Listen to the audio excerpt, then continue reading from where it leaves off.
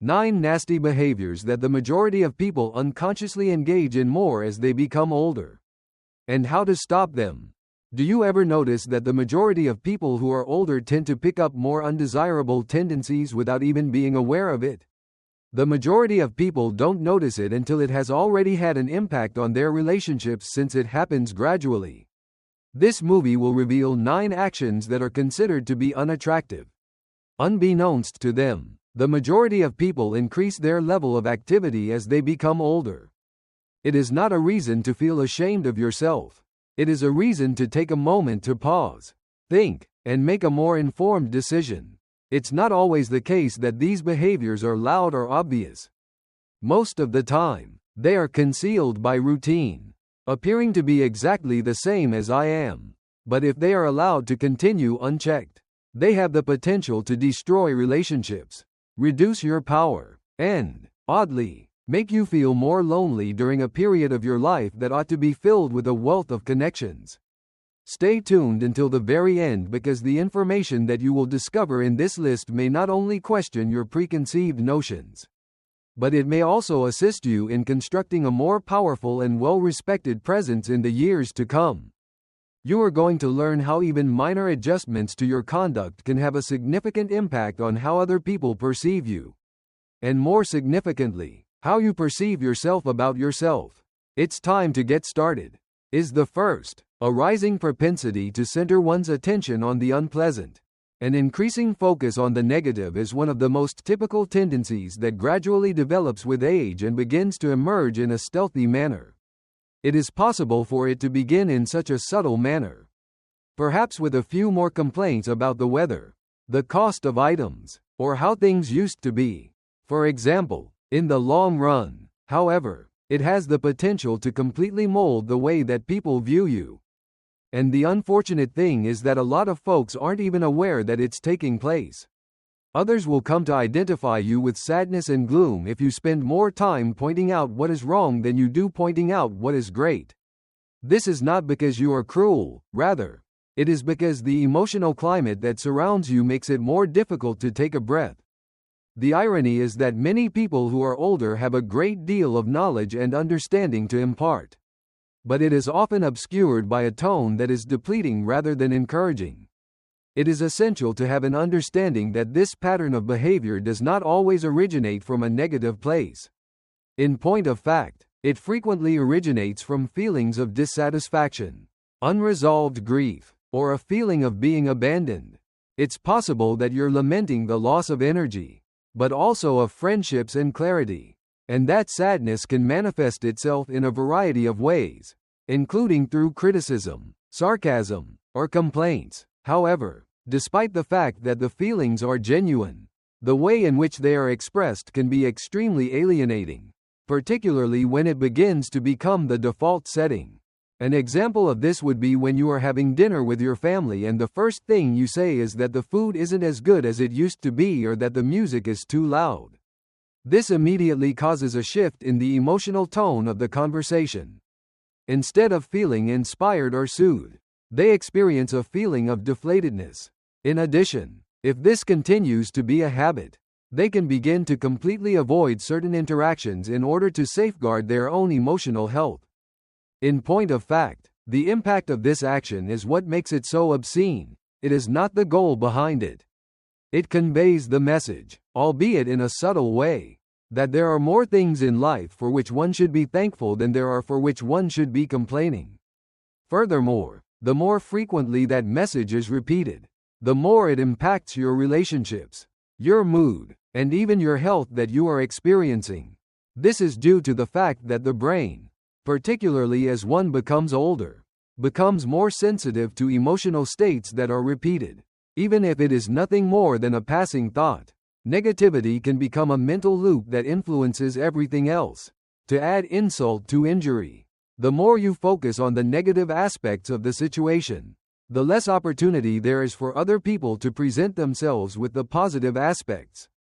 To the extent that they do not feel comfortable, welcome, or delighted to be in your presence, there is no point in pretending that everything is perfect or trying to be optimistic. Recalling that feeling of appreciation is crucial. A sense of warmth and lightness does not diminish with age. They continue to be a choice. And they are more important than they have ever been. 2. Without even being aware of it. Interrupting or dominating talks that are taking place. At this point in our lives, many of us are carrying with us decades worth of experiences, lessons, and perspectives, and it is a wonderful thing, unless it starts to flow out in ways that accidentally end up silencing other people. There is a tendency for one of the behaviors that tends to rise with age to be the practice of interrupting or talking over other people. This is not done out of disrespect, but rather out of an enthusiasm to share or the idea that your perspective is more useful than their statement. The problem is that when this behavior becomes widespread, it does not appear to be something that is wise. It has the appearance of being contemptuous. People start to have the impression that what they are saying is not important or that they are always being corrected rather than being heard. Indeed, this relationship has the potential to generate emotional distance, particularly among younger individuals who are still in the process of discovering their own voice. It is common for it to originate from a point of passion. When someone brings up a subject that you have personal experience with or are familiar with, you find yourself jumping in with, "Oh, I know exactly what you mean," and then going into your own interpretation of the subject matter of the conversation. Consider the following scenario. Your adult children are having a conversation about how they are raising their own children. And before they have finished a sentence, you interrupt them with advice or judgment. You may believe that you are relating to the other person, but in that moment, they feel as though they have been erased, even if what you are saying is correct. The manner in which you are delivering it, by interrupting something rather than inviting someone to participate, may give them the impression that they are being corrected rather than supported. It is not about keeping your voice down or walking on eggshells regarding this matter. One must acquire the skill of pausing, of listening attentively, and of waiting until another person has completed their sentence before responding. You may make a significant difference in how other people perceive you by making the simple transition from speaking to connecting. There is a certain kind of power that comes from allowing other people to speak first. Respect is conveyed by it. It is evidence of maturity that does not require that it be demonstrated. To add insult to injury, it frequently results in other people begging for your thoughts rather than preparing themselves to counteract them. You should also keep in mind that talks are not contests. They are invitations to engage in conversation with one another and to comprehend one another. If you allow someone the opportunity to finish their ideas, you are giving them a gift that is significantly more meaningful than any piece of advice that you could possibly give them. I would appreciate it if you could use the second comment section below to let me know that you are continuing viewing this video and that you are finding these insights to be helpful. I strongly suggest that you subscribe to the channel and activate the bell if you have not already done so. This will ensure that you do not miss any videos. With your assistance, we are able to continue producing high-quality content that will both inform and inspire you. Now, let's proceed with our plans. Third, telling unpleasant realities without taking into consideration the timing or tone of your utterances. As we get older, there is a common assumption that we deserve the right to say whatever we want, in whatever way we want. There is some validity to the notion that getting older ultimately results in more freedom. In addition, there is a price to pay when freedom is replaced by disrespect. Having the practice of stating things in a direct manner, even when they do not need to be spoken or when they could be said with more care, is one of the habits that becomes more regular with time. It's possible that you believe you're just being honest or that you're assisting someone in seeing the truth, but the person who is hearing it may perceive it as being cutting, dismissive, or even painful. This is especially true when it comes to sensitive areas such as looks, career choices, relationships, or lifestyle choices. And over time, this kind of bluntness that is not checked can drive people away. Even those who love you. That you have gained weight, that haircut does not look well on you, or that concept will never be successful are all common examples of what it sounds like. It is possible that you do not intend to be cruel. Yet the truth loses its meaning when it is communicated without any form of sensitivity. When this happens, criticism takes the place of guidance. At some point in time, a significant number of individuals come to the realization that younger generations are overly sensitive and that the issue is with them rather than with the manner in which things are communicated.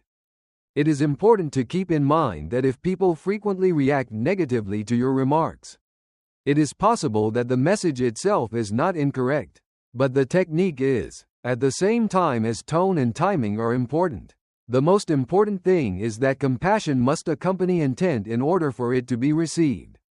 Just for a moment, think about the people in your life that you admire and respect the most. It's likely that it wasn't simply the words that they spoke that stayed with you. It was the manner in which they spoke them. Rather than being harsh, their words carried weight because they were said with care. This was the reason for their weight. There is power in exercising self-control. It is wise to know when it is appropriate to refrain from speaking. And it is much more wise to choose how to respond when the situation calls for an appropriate response. Rather just being mute, it is important to demonstrate thoughtfulness, kindness, and strategic thinking, mostly due to the fact that in the end, the people around you will not remember every opinion that you expressed. But they will remember how they felt while you discussed something. Were they encouraged, or did they feel that they were being judged? They remember that sensation for a longer period of time than any reality ever could. And finally, becoming more and more critical of the ways in which other people live their lives.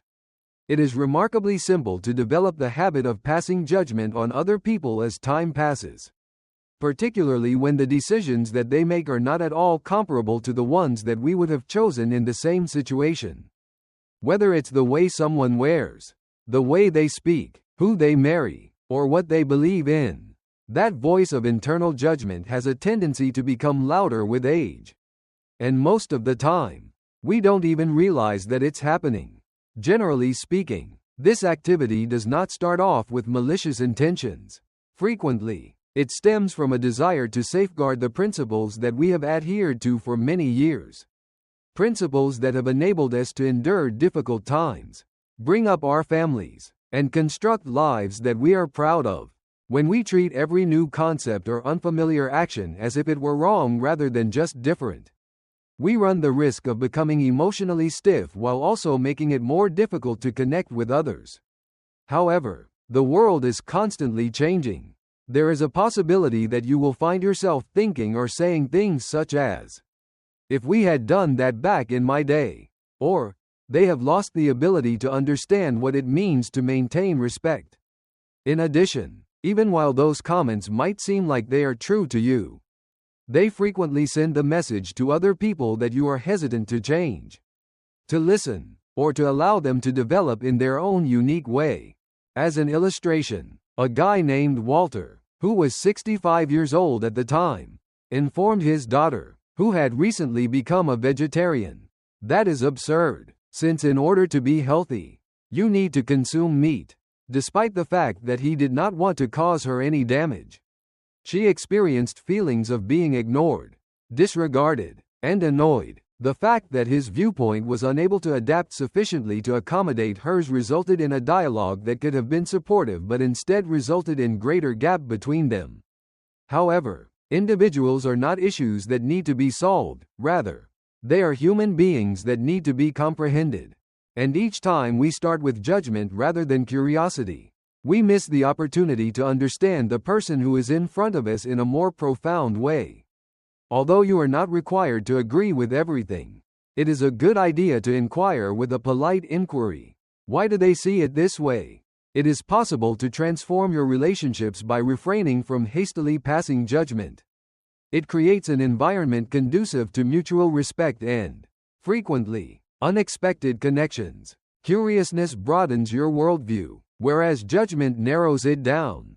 At this point in our lives, the last thing we require is a more intimate circle of friends and family. Fewer discussions, or additional barriers that separate us from the people we care about. I would appreciate it if you could use the fourth comment section below to let me know that you are continuing viewing this video and that you are finding these insights to be helpful. I strongly suggest that you subscribe to the channel and activate the bell if you have not already done so. This will ensure that you do not miss any videos. With your assistance, we are able to continue producing high-quality content that will both inform and inspire you. Let's proceed with our plans now. Number 5. Turning down assistance even when you are in need of it. An unwillingness to accept assistance is one of the most obstinate characteristics that tends to emerge with increasing age and nearly without any prior notice. If someone offers to carry a large suitcase, fix anything around the house, or drive you somewhere, you might dismiss their offer at first because it could be considered a covert gesture. Also, it has a magnificent and almost autonomous sound to it. This resistance, however, has the potential to become isolating over time. When we are young, we are taught that being strong involves taking responsibility for everything on our own.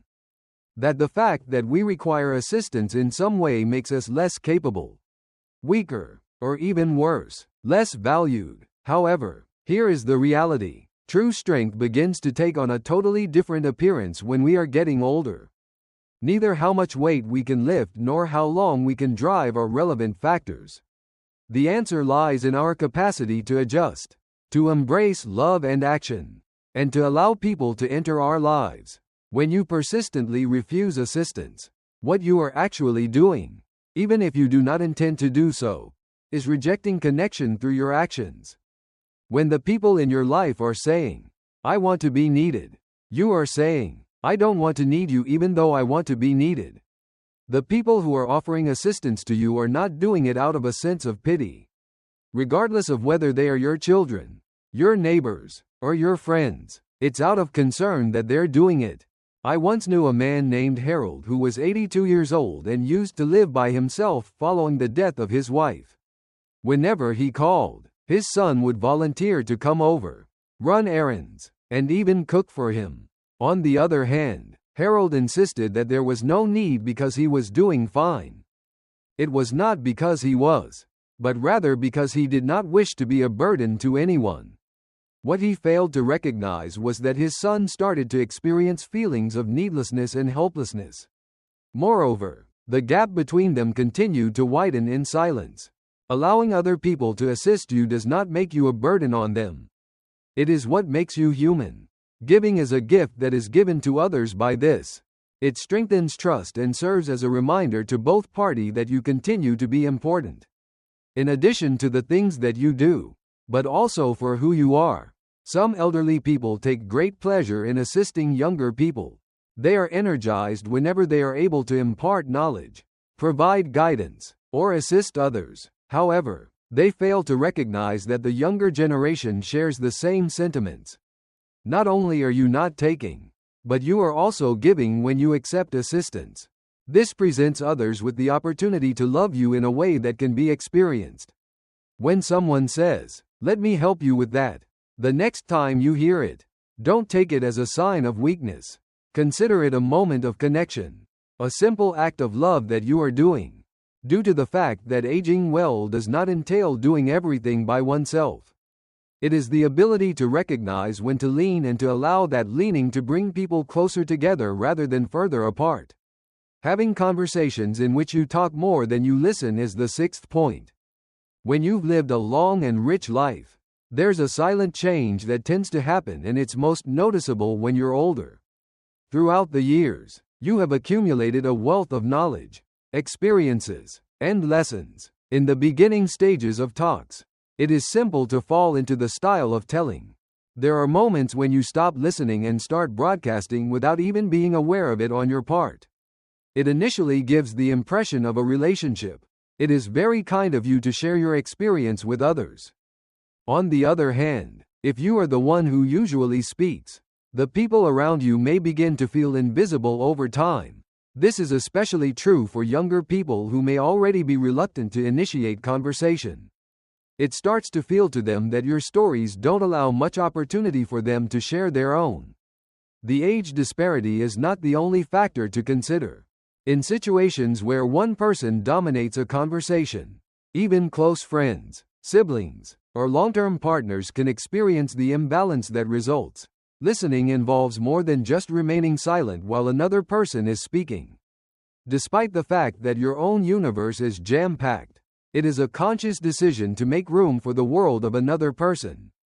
When you finish someone else's sentence, interrupt them, or bring the subject back around to your own experiences, you are sending a subliminal signal that what I have to say is more important than what they have to say.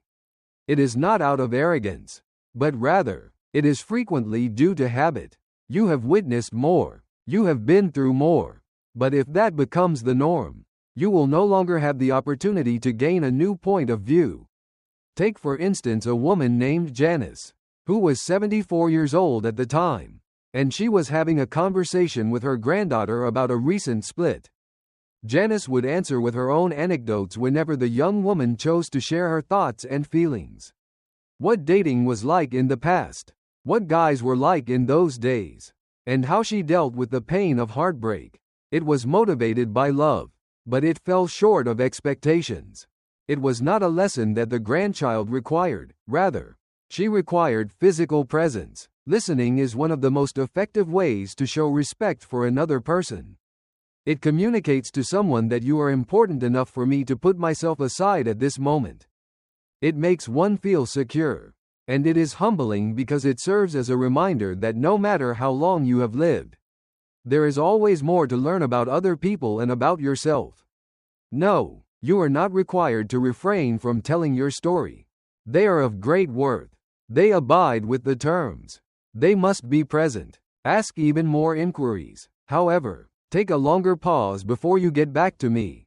Check to see if the other person is still with you or if they are slowly receding away from you. Because when you listen with your full attention, something wonderful takes place. People are more forthcoming. They take it easy. They can rely on you. Furthermore, it is in that area that genuine connections are formed, not only between two voices but also between two hearts. I would appreciate it if you could use the 6th comment section below to let me know that you are continuing viewing this video and that you are finding these insights to be helpful. I strongly suggest that you subscribe to the channel and activate the bell if you have not already done so. This will ensure that you do not miss any videos. With your assistance, we are able to continue producing high-quality content that will both inform and inspire you. Let's proceed with our plans now. When it comes to younger generations, creating unfavorable assumptions is the 7th category. One of the most common pitfalls that people fall into as they get older is the tendency to develop broad judgments about young people in today's society. In the beginning, there are a few observations. It's possible that someone is addicted to their phone while they are eating supper, or that they don't hold the door open. You will, before you realize it, have categorized an entire generation into a single judgment: disrespectful, self-centered, and lazy. But let me tell you something. These generalizations are not just unfair but also harmful. Subtly, they deprive you of more meaningful interactions and new points of view, both of which have the potential to actually enrich your life. But let's be honest, there is a common belief that the generation that comes after it is lacking something. And this is not a recent development. In the 1950s, people had the misconception that adolescents were wild and disorderly. It was asserted by older people in the 1980s that children of today do not know how to work. Next, we take a look at the younger adults of today and say the same thing. However, every generation is raised in a different world, with different stresses, different tools, and different ideals throughout their formative years. It is possible that they will not send thank you cards like you did, but they may make donations to people they do not know online. Despite the fact that they might not have worked at the same profession for 40 years, they might be juggling 3 careers in addition to taking care of their parents and raising their children. They are going to tune out if all they hear from you is about how things were back in my day or how your generation does not get it. It's not that they don't care, rather, it's that they come away feeling invisible. Prior to being judged, they have even been given the opportunity to demonstrate who they are. I remember a man named George, who was 79 years old at the time, telling me that his grandson was difficult to deal with because he discussed going to therapy. According to George, during my time, we simply dealt with the situation. Over the course of time, however, George came to the realization that his grandson's fragility was actually a form of strength. The idea that discussing one's mental health was not a sign of weakness. This was a courageous act that was also honest. George was able to perceive his grandchild in a different light as a result of this transition in his mentality. Because of this, they were able to have genuine talks, laugh together, listen to music together, and even go on a weekend vacation that they would not have done otherwise. The fact of the matter is that when you make assumptions about an entire group that are negative, you stop viewing people as individuals. In addition, when you do that, you eliminate the possibility of learning, growing, and forming bonds with people of different ages, values, and worldviews. As an alternative to making comments, you may try asking more questions. Conversation should be encouraged rather than criticism. When you begin with curiosity, you are not just able to avoid coming out as resentful. The walls that could have been there are replaced by bridges that you build. The younger generation does not require your approval, nevertheless, they do require your direction and perspective. Moreover, if they are made to feel appreciated rather than criticized, they are much more likely to seek it out. Now, here's when things get serious. You will experience a greater sense of vitality the more you interact with younger individuals. Their vitality, ideas, and dreams have the ability to reawaken aspects of you that have been dormant for a time. However, this is only if you allow them to enter. That is, if you refrain from classifying and instead begin to listen. Interrupting or disregarding other people while they are having a conversation is the eighth offense. We typically carry with us, as we get older, a plethora of tales, lessons, and ideas that we have built up over the course of decades. Moreover, despite the fact that this experience is something to be proud of, it may also lead to a behavior that is rather off-putting, which is interrupting people in the middle of their sentences or completely disregarding what they are saying. In most cases, it is not done out of disrespect. Most of the time, it is a result of excitement, a desire to assist, or the belief that you have already accomplished something that has been completed. When you interrupt someone, particularly someone who is younger, you are sending a message that is not immediately obvious. The things that I have to say are more significant than the things that you are saying. Trust, intimacy, and mutual respect are diminished over time as a result of this seemingly insignificant action. People begin to avoid taking risks. Around you, they speak less, not because they are unwilling to share, but because they get the impression that they are not being heard. And that separates you from loved ones who care passionately for you, even whether they are friends or family. Helen was a woman I knew who was 72 years old and had 3 daughters who were grown up. When they came over, Helen would finish their sentences or offer counsel before they had even finished asking a question. This happened every time they came over by themselves. As time went on, the duration of the visits decreased. The frequency of calls decreased. In a kind manner, her eldest child conveyed to her, "Mom, we love you, but there are times when it seems as though there is no room for our voice." Helen's heart was broken, but she gained new perspectives as a result of it. She became aware of the frequency with which she interjected herself too rapidly. Therefore, she experimented with something new. It was a pause. She was attentive, and she waited. In addition, the conversations gradually resumed their normal flow. The act of listening involves more than merely hearing words. This is about making your presence known. It is about providing someone with the opportunity to verbalize their thoughts and feelings without the fear of being interrupted, corrected, or talked over. Also, here is what makes it so lovely.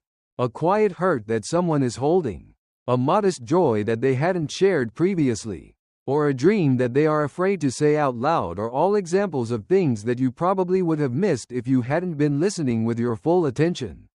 By giving that individual your whole attention, you are conveying to them that your thoughts are important. I am not interested in knowing who you were in the past or who I believe you ought to be. Rather, I want to know who you are right now.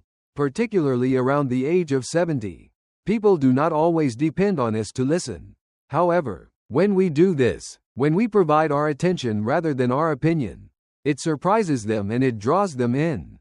These days, attention of that nature is really uncommon. In a world that moves quickly and speaks loudly, one of the most effective and therapeutic things we can do for another person is to give them the gift of being fully heard. Despite the fact that it does not cost anything, it builds a connection, trust, and closeness that cannot be purchased with money. Number 9. Presuming that you already know everything. There is something that silently sneaks in with age, and it is this feeling, which is frequently unspoken, that we have already seen everything, heard everything, and learned everything that we needed to know. And despite the fact that experience is priceless, this belief has the potential to gradually transform into one of the most unappealing attitudes that we carry without even being aware of it, which is acting as if we already own all of the answers. It manifests itself in subtle ways, such as discounting new ideas because they do not correspond to what we have learned 20 years ago, rolling our eyes at contemporary lifestyles or technology, and hesitating to ask questions or seek assistance because doing so could give the impression that we are unsure of ourselves. However, here is the reality. When we cease being curious, we begin to age more quickly on the inside than we do on the outside. This is the moment when we say goodbye to curiosity. Inquisitiveness is what keeps us young. Pretending to be someone we are not is not the point of this action. Maintaining a mental and emotional openness is essential, even when the world appears to be foreign to you. A gentleman named Paul, who was 78 years old at the time, had a peaceful humility. He did not complain or put up any resistance when smartphones were widely available. He instructed his grandson to show him how to make use of this item. It is important to me to comprehend how your world operates. That one basic request ended up serving as a connection between two generations. He was not just instructed in the usage of a telephone by his grandson. The fact that Paul remained available was the reason he began to call and visit more frequently. To put that into perspective, compare it to someone who is often saying things like, "That is stupid," or, "Back in my day." Not only does this prevent others from learning, but it also drives them away. If we give the impression that we have experienced everything, then people will stop trying to share new things with us. It is not our wisdom that makes us famous, rather, it is our capacity for resistance. On the other hand, here's the thing.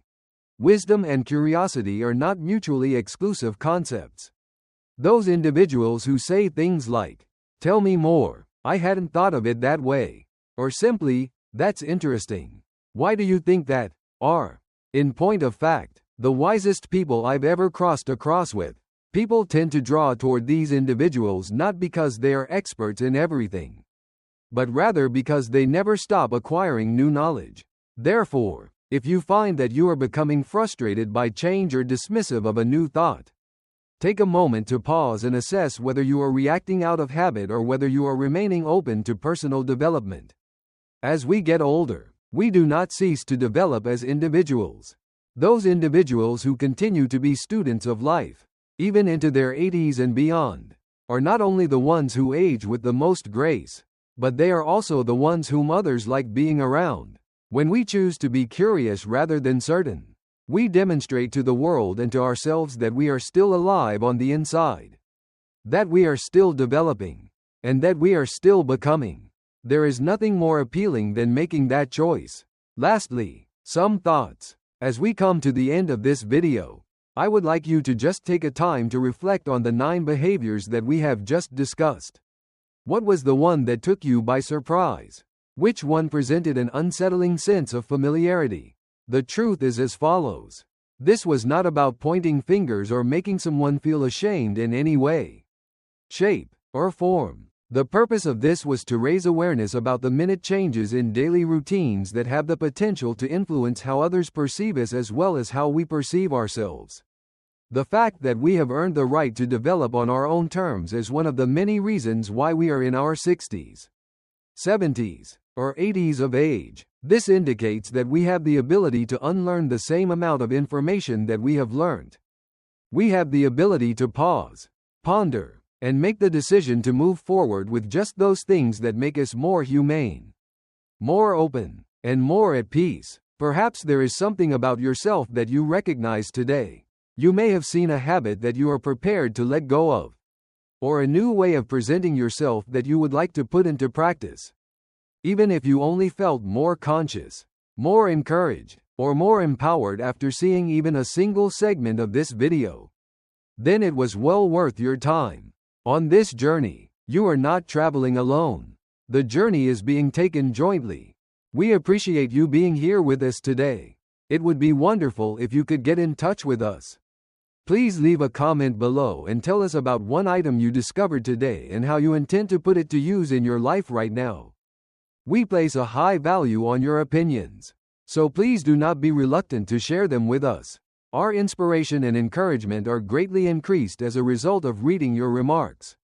I would appreciate it if you would like, subscribe, and share this video if you found it to be informative and enjoyable.